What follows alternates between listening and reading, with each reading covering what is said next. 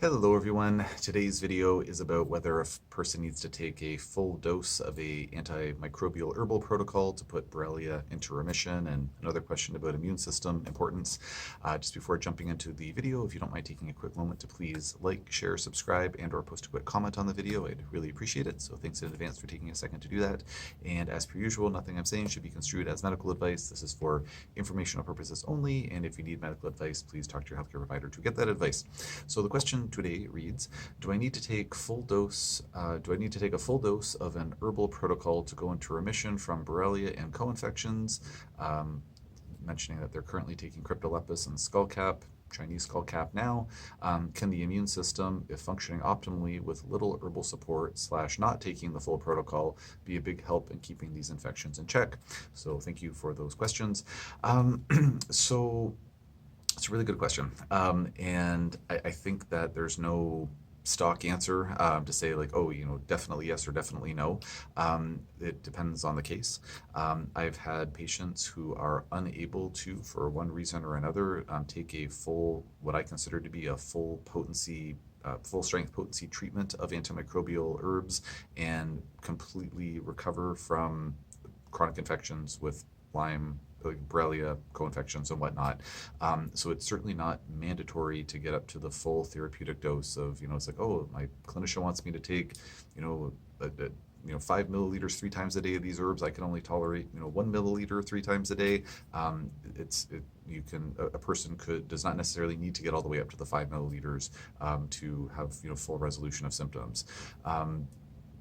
With that being said, in the majority of cases, if a patient or when a patient is, really truly, getting to their full state of optimal health, they, quote unquote, should be able to tolerate those herbs, because if the average person, like you take 100 people off the street, all of them are perfectly healthy, I'd say 90+% of them should be able to tolerate those herbs with no problem. I mean, the reason I don't say 100%, because on paper it should be that 100% of them could tolerate them.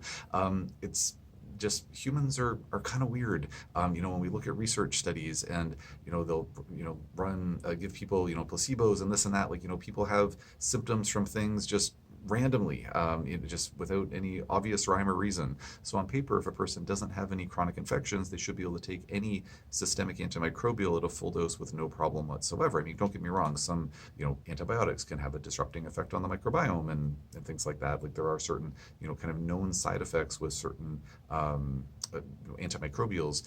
However, at least on paper, it really shouldn't cause an issue. Or it's like, oh, I can't seem to tolerate that, doxycycline, or I can't tolerate that amoxicillin, but I can tolerate that azithromycin or something like that. Like it's usually not a blanket like, oh, everything that I take that's working to kill off systemic microbes, I can't tolerate any of it. Like that would be surprising. Although, again, just human physiology is unpredictable, and so that's why I say kind of that 90% number. If a person is flaring from a given herb, sometimes it's an indication that it's just that herb is if say they're trying to build up to a full dose of a given herb and they can say only tolerate a 10% dose or a 20% dose, it may be an indication that they're just having a hard time tolerating that particular herb, as much as herbs seem to be quite a bit better tolerated on by the gut microbiome and just the body in general than say an antibiotic, kind of compared head to head. It may very well be that there are just certain herbs that a person just can't tolerate for whatever reason, whether their gut microbiome doesn't like it, whether they have a hard time processing it in their liver for some reason. So excuse me, in my experience, it could be that there's just certain herbs that folks have a hard time, tolerating. With that being said, if it's like, well, regardless of which herb I try, I have a hard time tolerating it, then that might be an indication that no, it is because there's still systemic microbes that are giving them a hard time. One other thing to consider is that perhaps one could consider doing a trial of just trying a different class of herbs. So for example, if a person said, I'm trying to take my cryptolepis, let's see, you got cryptolepis, Chinese skullcap, Japanese knotweed, like whatever it is, and I just can't seem to tolerate these. I mean, doing a trial of like, maybe try, if it was a patient in my practice, I might say, well, maybe just try some dandelion. Dandelion's a lovely herb, really not, antimicrobial in any appreciable way. It's mostly, good for the lymphatic system. It's a diuretic, has some liver cleansing, stimulating properties, but it's generally a gentle herb. And so if that patient was like, I'm trying to build up that dandelion and I can't tolerate that either, then, maybe it's the medium within which the herb is being carried. It may be that the person's having trouble tolerating that alcohol or something like that. So anyways, there's different ways to try to tease it out. But kind of getting a little bit off topic here. Generally speaking, a full dose of herbs, in my experience, is not always required to get on top of Borrelia and co-infections. Now, with that being said, there are, in a more acute circumstance, so if a person, say, had just regular old Lyme disease, tick bite, bullseye rash, that kind of thing, in a case like that, I would assume that a full strength dose would be really much more important in a case like that, as opposed to more of like the siege warfare, chronic infection type scenario. I don't think I've had any patients to date where they've had acute Lyme or some other acute infection and just, tiny doses of herbs were effective at clearing that infection. But I've maybe treated, 50, maybe not even quite 50, maybe like 3 dozen cases of acute infection, of acute Lyme disease. And it's just not something that I treat a whole lot of. I've treated hundreds and hundreds of chronic cases, not that many acute cases, but in my experience, they've all taken full strength doses of herbs and plus or minus antibiotics, usually plus antibiotics, but sometimes not for various reasons, and that seems to be effective. The other part of the question was, can the immune system, if functioning optimally with little herbal support / not taking full protocol, be a big help in keeping these infections in check? And I think so. I think that the reason that I have seen folks get all the way better without getting on full strength protocols is probably in large part because of their immune systems. So, out in out in the general population in endemic areas where there's Lyme, there is around a ballpark, I can't remember the exact stats off the top of my head, but it's something around like 20% of people are these asymptomatic carriers of the infections.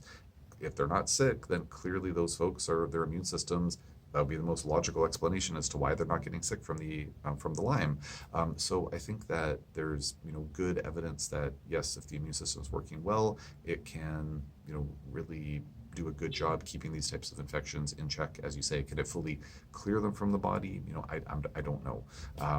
Unfortunately, when it comes to testing for Lyme and different systemic infections, we're just kind of at the mercy of having tests that give us some good insight into what's going on. But to my knowledge, there really is no test that can be done to 100% definitively prove that there is no Lyme or co-infection left in a person's body. We just kind of get these more like indirect markers of antibody levels or T cell levels or things like that. So hard to know for sure. But I guess if I'm kind of reading between the lines with this question, and if the question is kind of like, I'm having a heck of a time getting onto my full strength antimicrobial protocol, is there hope for full recovery or dramatic recovery without getting onto the full strength of the protocol? I would say in my experience, in many cases, the answer is yes. In many of those cases, we just we do the best we can with the herbs or the antimicrobials, and then we say, okay, we've kind of hit a plateau dose here. Well, let's work on some other stuff. Let's work on nervous system regulation. Let's work on mitochondrial function. Let's work on, gut health. Let's work on detox pathway enhancement, whatever makes sense for that patient. And then those things start to give us traction and get some results. And then in some cases, actually quite a few cases, we've been able to circle back around and then actually start increasing the dosages again and revisit therapies that previously weren't well tolerated. But again, that's not necessarily required in every case. So anyways, I hope that this information was useful. If there's any follow-up questions to this, just post in the comment section below and I'll do my best to get to that as soon as I can. And if anybody has any questions on other topics, just post in the comment section below and I will do my best to answer those as quickly as I can.